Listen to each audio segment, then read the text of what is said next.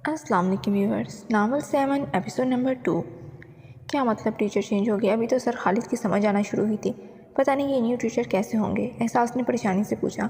जब भी कोई टीचर चेंज आता है तो इसका यही डायलॉग होता है। अभी तो इनकी समझ आना शुरू हुई थी, ज़ारा ने उसे घूरते हुए कहा, क्योंकि वो भी जानती थी कि एहसास मैथ्स में बहुत कमज़ोर है। ये तो वो किसी मजबूरी के तहत मैथ्स ले रही थी, लेकिन ये मजबूरी इसने ज़ारा को कभी नहीं बताई थी। यार अब क्या होगा, मुझे बहुत टेंशन हो रही है, पता नहीं न्यू टीचर कैसे होंगे, एहसास ने दोनों हाथों में चेहरा रखते हुए मासूमियत से कहा। वैसे तू क्या चाहती है कैसे हो? ज़ारा ने उसके करीब खिसकते हुए पूछा। मतलब न्यू टीचर वाला गॉसिप शुरू हो चुका था। कम से कम 50 से ऊपर हो, नरम मिजाज, मोहब्बत करने वाले और प्यार से समझाने वाले हों। किसी को ना डांटे, किसी को क्लास से आउट ना करें। एहसास ने फ़ौरन नक्शा खींचा। यार हद है, कभी तो कह दे कोई हैंडसम सा बंदा हो जिसे देखते ही मैथ्स खुद ब खुद समझ आने लगे। ज़ारा ने उसका नक्शा ख़राब करते हुए बताया। ये सब सोचते रहो और फेल हो जाओ। अब तो बस एक ही दुआ है, अल्लाह जी जो भी आए उसकी मैथ्स मुझे समझ आ जाए। एहसास ने दुआ मांगते हुए कहा। आमीन, अल्लाह इसे समझ आ जाए, क्योंकि पेपर्स में मैं भी पास हो जाऊँ। ज़ारा की दुआ ने एहसास को उसे घूरने पर मजबूर किया। यार घूर क्यों रही हो? अब जिसको भी समझ आया दूसरे की मदद ज़रूर करेगा, और आखिर ये हमारे फ्यूचर का सवाल है, और मेरा तेरा है ही कौन तेरे और मेरे अलावा? ज़ारा ने खुशामदी अंदाज में कहा। जब क्लास का एक लड़का भागते हुए अंदर आया है, न्यू टीचर आगे, न्यू टीचर आगे कहकर चेयर पर बैठ गया। ज़ारा और एहसास क्लास के दरवाजे की तरफ देखने लगी। आखिर ये नया चेहरा है कौन? इसने क्लास में कदम रखा तो क्लास काफ़ी बेतरतीब सी थी। उसे अंदर आते देखकर सारे स्टूडेंट खड़े हो गए थे, जबकि दो बदमाश लड़के अभी पीछे बैठे हुए थे। इसने सारी क्लास को बैठने का इशारा किया, जबकि दो आंखें हैरान और परेशान नज़रों से उसे देख रही थीं। इसने इन आंखों की तरफ देखना ज़रूरी न समझा, क्योंकि इनका ध्यान सारा पीछे उन दो लड़कों पर था। आहिस्ता आहिस्ता कदम उठाता उन दो लड़कों के पास आकर रुका। आउट नाउ, वो डेस्क पर झुकता हुआ गुस्से से चिल्लाया। आवाज़ कम रखो प्रोफेसर, तुम जानते नहीं हो हम कौन हैं। लड़के खड़े होता हुआ मगरूर अंदाज में बोला। तुम भी अभी नहीं जानते बच्चे मैं कौन हूँ। ये कहते साथ इसने ज़ोरदार थप्पड़ सामने खड़े लड़के के मुंह पर दे मारा, जबकि दूसरे लड़के के सामने आकर इसकी शर्ट को कॉलर से पकड़ते हुए उसके सामने वाले बटन बंद किए थे। लगता है तुम लोग कभी स्कूल नहीं गए, इसलिए वहाँ की टीचर से कभी सीख कर नहीं आए क्लास में किस तरह से बैठा जाता है और किस तरह से रहा जाता है। तुम दोनों मेरी क्लास में बैठने के लायक नहीं हो। आउट नाउ, वो दरवाजे की तरफ इशारा करते हुए बोला। क्लास के सब स्टूडेंट्स का ध्यान इन्हीं की तरफ था। इतनी बेइज्जती के बाद वो दोनों काफ़ी ज़्यादा शर्मिंदा हो चुके थे, इसलिए बिना कुछ बोले खामोशी से वहाँ से निकल गए। लेकिन इनकी नज़र बता रही थी कि वो इस बेइज्जती का बदला ज़रूर लेंगे। तो क्लास, अब आप लोग मुझे एक एक करके अपना तारुफ करवाएंगे। पहली लाइन से शुरू करते हैं। इसने पहली लाइन में बैठे लड़के की तरफ इशारा किया था। वो फ़ौरन उठकर अपनी ग्लासेस ठीक करता हुआ अपना तारुफ करवाने लगा। इसके साथ ही पीछे एक एक करके सारे स्टूडेंट्स अपना तारुफ करवाने लगे। एहसास तेरी बारी है। ज़ारा ने उसे इसकी बारी पर बैठे देखा तो अपना पेन चबोया, इस पर फ़ौरन उठ खड़ी हुई। सर वो मेरा नाम एहसास।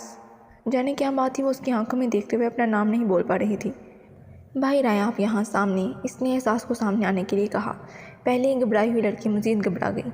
जो लड़की अपना नाम ठीक से नहीं बोल सकती, उससे मैं क्या उम्मीद रखूँगी वो आगे ज़िंदगी में कामयाब ज़िंदगी गुजार सकेंगी। यहाँ सामने खड़े होकर ऊंची आवाज़ में अपना नाम ले। वो उसे बाहर की तरफ इशारा करते हुए बोला तो एहसास घबराते हुए बाहर आ गई। एहसास कुछ नहीं होता, हमारी अपनी ही क्लास है, घबराने की ज़रूरत नहीं है। इसके जाने से पहले ज़ारा ने कहा था, मेरा नाम एहसास जाविक शाह है। ऊंचा बोलो, आवाज़ नहीं आई। सर ने उसकी मध्यम आवाज़ पर चोट करते हुए कहा।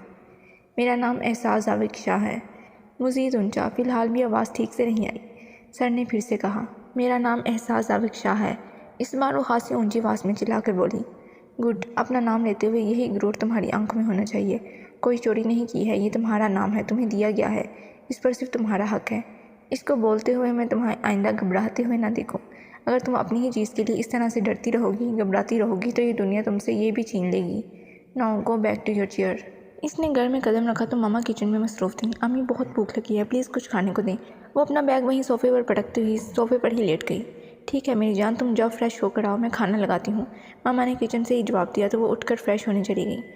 वाह मामा, दाल चावल, आज तो ईद हो गई। वो दाल चावल देखते हुए हाथ मलती मेज़ पर बैठी, जबकि उसके अंदाज पर आयशा बेख्तियार मुस्कुराई। मामा आपको एक ब्रेकिंग न्यूज़ सुनाऊँ? वो इन्हें देखकर पूछने लगी।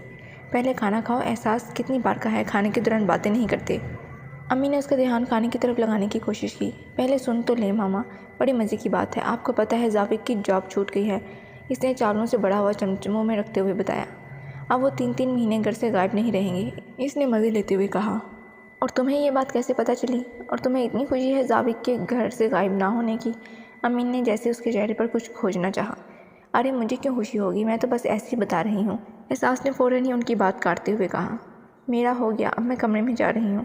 زاوی کے نام پر آئی اپنی گالوں پر سرخی چھپاتے ہوئے وہ اٹھ کر کمرے کی جانب چل دی۔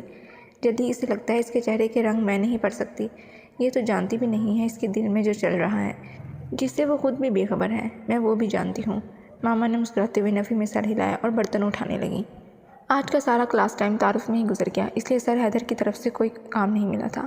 دونوں پیریڈز بالکل فری ہو گئے، اس لیے دوسرے ٹیچرز کا دیا ہوا کام نپٹانے لگی جب اچانک ہی صوفے کے قریب لینڈ لائن فون بول اٹھا۔ اف خدایا، پھر سے ایڈورٹائزمنٹ والوں کا فون ہوگا۔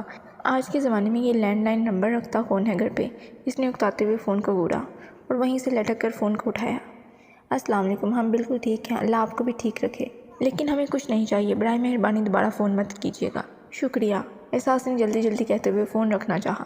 تمہارے منہ سے اپنا نام سن کر مجھے سکون ملتا ہے احساس، فون رکھتے ہوئے ریسیور سے آواز گونجی تھی۔ زاوک، اس کے چہموں سے بے اختیار پھسلا۔ احساس کا زاوک، زاوک کی جذبات سے بھرپور آواز آئی۔ وہ دراصل وہ مجھے لگا ایڈورٹائزمنٹ والے ہیں، اس نے سوکھے لبوں پر زبان پھیرتے ہوئے کہا۔ اس کے ٹوٹے پھوٹے جملے نے زاوک کے لبوں پر مسکراہٹ بکھیری۔ لیکن فون تو تمہارے زاوک کا تھا، وہ مسکراتے ہوئے لہجے میں بولا۔ میں نے آج تمہیں بہت مس کیا، تم نے مس کیا مجھے؟